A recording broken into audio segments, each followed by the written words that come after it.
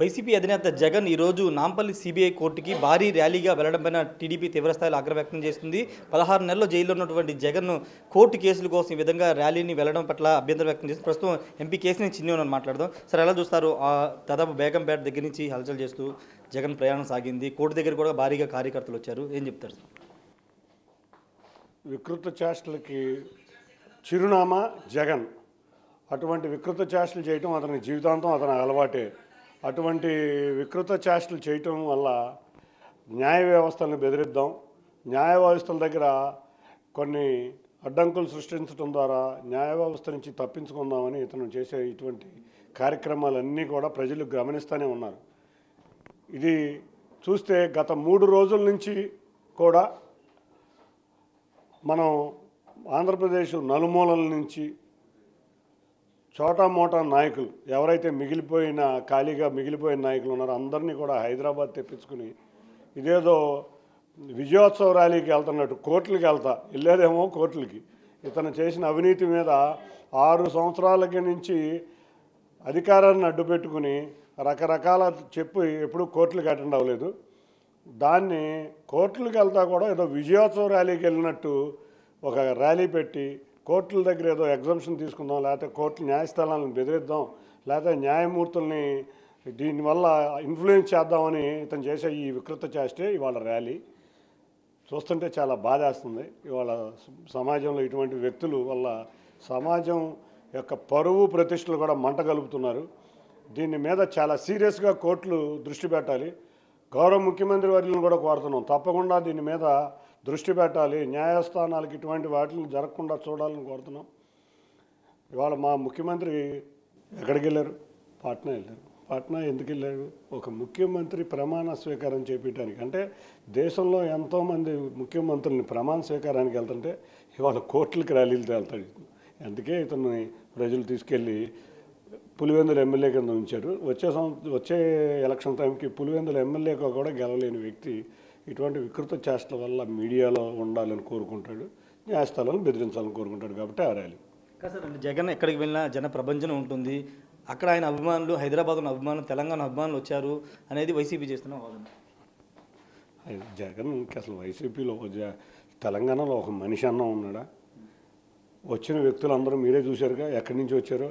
ఇక్కడ ఓడిపోయిన ఎమ్మెల్యేలు, ఓడిపోయిన వీళ్ళు, గ్రామ సర్పంచులు, ఇటువంటి వాళ్ళందరినీ పోగేసుకుని వెళ్ళాడు. 2 రోజుల నుంచి మకాం పెట్టాడు హైదరాబాద్లో. అందరికీ టార్గెట్లు ఇచ్చాడు. ఇవాళ ఇతనికి ఆంధ్రప్రదేశ్లోనే జనాలు లేరు, మళ్ళీ తెలంగాణలో కూడా జనాలు ఉంటారా? మాదేమన్నా తెలుగుదేశం పార్టీయా? తెలంగాణలో పార్టీ నుంచోపోయినా విస్తృతంగా మా కార్యకర్తలు, నాయకులు ఉన్నారు. ఒక్కరోజు కూడా తెలంగాణలో మొహం చూడని వ్యక్తి ఇతనికి. అసలు తెలంగాణలో ప్రజలు వచ్చారంటే మీరు నమ్ముతారా? అసలు ప్రజలు అట్టగా నమ్మే పరిస్థితులు లేరు. నిజంగా మీ మీడియా నమ్ముతుందా? ఇవన్నీ తెలుసు. ఇవన్నీ ఆఖరికి కోర్టులకు వెళ్ళటానికి కూడా 500, 1000 రూపాయలు ఇచ్చి జనాలు తెచ్చుకున్న వ్యక్తి. కోర్టులకు వెళ్ళడానికి కూడా ఇటువంటి వ్యక్తి చెప్పేవన్నీ ప్రజలు ఎప్పుడో ఇతన్ని మర్చిపోయారు. ఈ మర్చిపోయారు కాబట్టి నేను న్యూస్లో రావాలంటే ఏం చేయాలి అని ఆలోచిస్తా ఇటువంటి వికృత చేష్టలు చేస్తూ ఉంటాడు. జనాల్ని ర్యాలీలు తీపడం, కోర్టుకి ఎక్కడన్నా అసలు దేశంలో ఎప్పుడన్నా చూసామో కోర్టులకు ర్యాలీకి వెళ్ళడం? ఏదో విజయోత్సవ సభకు ర్యాలీకి వెళ్తారు, లేకపోతే ఏదైనా మంచి కార్యక్రమాలు జరిగితే, పెళ్ళిళ్ళు ఇంకోటో జరిగితే కార్యక్రమం. కోర్టులకు కూడా ర్యాలీలేనా? అంటే కోర్టులో దొంగతనాలు చేసి కోర్టులో దొంగలందరూ ర్యాలీ ఇచ్చి వాళ్ళకు సంకేతం ఇస్తున్నావా? దొంగలందరినీ ర్యాలీగా కోర్టులకు వెళ్ళమన్నావా? నువ్వు గజ దొంగవే, నీ చుట్టూ ఉన్న వాళ్ళందరూ బందిపోడు దొంగలు. ఈ బందిపోడు దొంగల ర్యాలీ వాళ్ళైతే మాత్రం నాంపల్లి కోర్టు దగ్గర గజ దొంగల, బందిపోడు దొంగల ర్యాలీయే ఇవాళ కోర్టులో కనపడింది.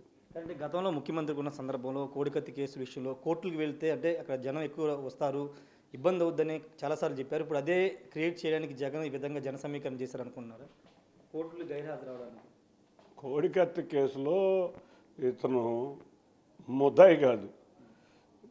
అసలు ఇతను ఈడీ కేసుల్లో, సిబిఐ కేసుల్లో ఇతనికి ఒక పేపర్, ఒక సాక్షి, ఈ భారతీ సిమెంట్ ఇటువంటి సూట్ కేస్ కంపెనీలు, 64 సూట్ కేస్ కంపెనీలకే ఓనర్. ఈ సూట్ కేస్ కంపెనీల్లో మనీ లాండరింగ్ జరిగింది అని ఈడీ, సిబిఐ పెట్టిన కేసు ఇది. ఈ కేసులకే గత 6 సంవత్సరాల నుంచి బోళ్ళంత ప్రజాధనం వ్యయమైపోతుంది.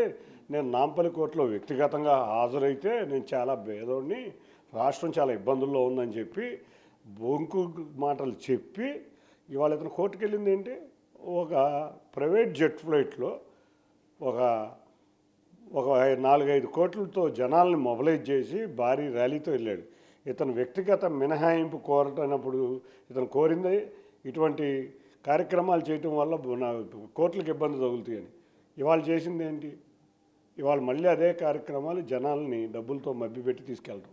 కాబట్టి ఇతను ఏంటంటే న్యాయమూర్తిని ప్రభావితం చేద్దామని చూసుకుంటున్నాడు, న్యాయస్థానాలని బెదిరించాలనుకుంటున్నాడు, బ్లాక్మెయిల్ చేయాలనుకుంటున్నాడు. ఇటువంటి చర్యల్ని న్యాయస్థానాలు చక్కగా పరిశీలించి తప్పకుండా దీని మీద కఠిన చర్యలు తీసుకోవాలి. ఇది సుమోటో కేసు కింద తీసుకుని ఇటువంటి నేరస్తులు, ఆర్థిక నేరస్తులు కోర్టులోకి ఇదే విధంగా వెళితే ప్రజలు ఇటువంటి గజ దొంగలు, బందిపోటు దొంగలు మళ్ళీ ఇదే విధంగా కోర్టులని బ్లాక్మెయిల్ చేయడానికి ఉపయోగిస్తారు. కాబట్టి సుమోటో కింద తీసుకుని దీన్ని కేసు నమోదు చేయాలని కోరుకుంటున్నాం. Okay, thank you sir. ఖచ్చితంగా సుమోటోగా కేసు నమోదు చేయాలని ఎంపీ కేసు నుంచి డిమాండ్ చేస్తున్నారు. న్యాయ వ్యవస్థలను భయపెట్టడానికి, న్యాయమూర్తులను భయపెట్టడానికి విధంగా జగన్ చేశారని చెప్తున్నారు. ఆంధ్రప్రదేశ్లో ఉన్నటువంటి వైసీపీ చోటామోటా నేతలను తీసుకువెళ్ళి అక్కడ భారీ బహిరంగ ర్యాలీ పెట్టి అక్కడ కోర్టులను కూడా భయపెట్టేలాగా జగన్ వ్యవహరించారని కేసు నుంచి చెప్తున్నారు. కెమెరా పర్సన్ హుసేన్తో రాజేష్, బిగ్ టీవీ, అమరావతి నుండి.